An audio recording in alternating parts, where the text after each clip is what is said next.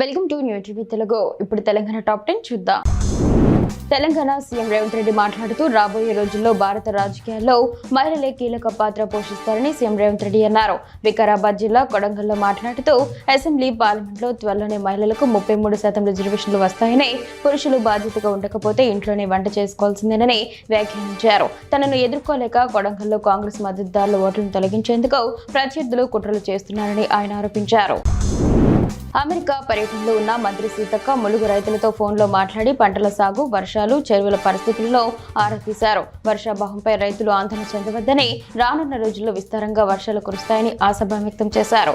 వర్షపు నీటిని ఒడిసి పట్టి భూగర్భ జలాలను పెంచే జలసిరి కార్యక్రమాన్ని ప్రతి గ్రామంలో ఉద్యమంలో విజయవంతం చేయాలని పిలుపునిచ్చారు. నేను నీళ్లిచ్చే పరిస్థితులు లేను, సాధ్యమైతే 6 తడి పంటలు వేసుకోండి, వరి పంట వేసిన తర్వాత ఎండిపోతే శాపనార్థాలు పెట్టద్దు, దేవాదుల ప్రాజెక్టు ద్వారా నీళ్లు అందించే విషయంలో ఫిరాయింపు ఎమ్మెల్యే కడియం శ్రీహరి సంచలన వ్యాఖ్యలు చేశారు. కరెంటు పోతుందని ఫోన్ చేస్తే వెళ్లి మంత్రి కోమటిరెడ్డిని అడగండి అంటున్నారు. కరెంటు కోతలకు నిరసనగా సబ్స్టేషన్ ఎదుట రైతుల రాస్తారోకో నిర్వహించారు.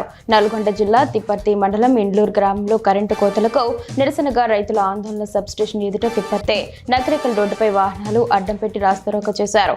కరెంటు కోతలతో వరి నార్లు ఎండిపోతున్నాయని ఆగ్రహం వ్యక్తం చేశారు. కరెంటు అధికారులు అందుబాటులో ఉండాలని ఫోన్లు ఎత్తరని ఆరోపించారు. మంత్రి కోమటిరెడ్డి పట్టించుకోవాలని డిమాండ్ చేశారు. తెలంగాణలో కాంగ్రెస్ అరాచకత్వం పరాకాష్ఠకు చేరుకుంది. ఎమ్మెల్సీ వెంకట్ బల్మూర్ ఆధ్వర్యంలో కాంగ్రెస్ గుండాలు బీజేపీ రాష్ట్ర కార్యాలయంపై రాళ్ల దాడికి దిగడం, దాన్ని పోలీసులు కేవలం వినోదంలో చూస్తూ ఉండిపోవడం ఈ ప్రభుత్వ పక్షపాత వైఖరికి నిదర్శనం. ఈ దాడిలో జర్నలిస్టు ప్రవీణ్ కు తీవ్ర గాయాలై ఆసుపత్రి పాల్గొనడం అత్యంత విచారకరం. సిర్పూర్ శాసనసభ సభ్యులు హరీష్ పాల్వాయి అన్నారు.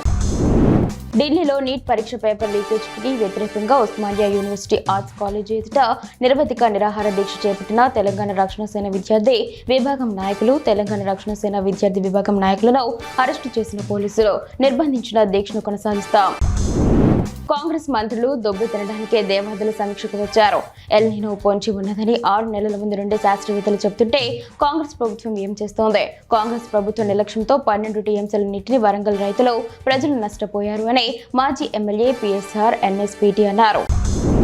కాంగ్రెస్ ను నమ్మి ఓటు వేశారు. ఇప్పుడు కాంగ్రెస్ అందరి గొంతుకొస్తోంది.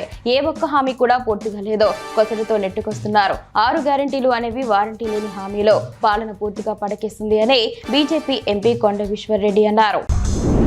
హనుమకొండ జిల్లా పర్యటనకు బీఆర్ఎస్ వర్కింగ్ ప్రెసిడెంట్ కేటీఆర్ బయలుదేరారు. గిఫ్ట్ ఏ స్మైల్ కార్యక్రమంలో భాగంగా పోచంపల్లి ఫౌండేషన్ ఆధ్వర్యంలో మహిళలకు కుట్టు మిషన్ల పంపిణీ కార్యక్రమంలో పాల్గొనున్నారు.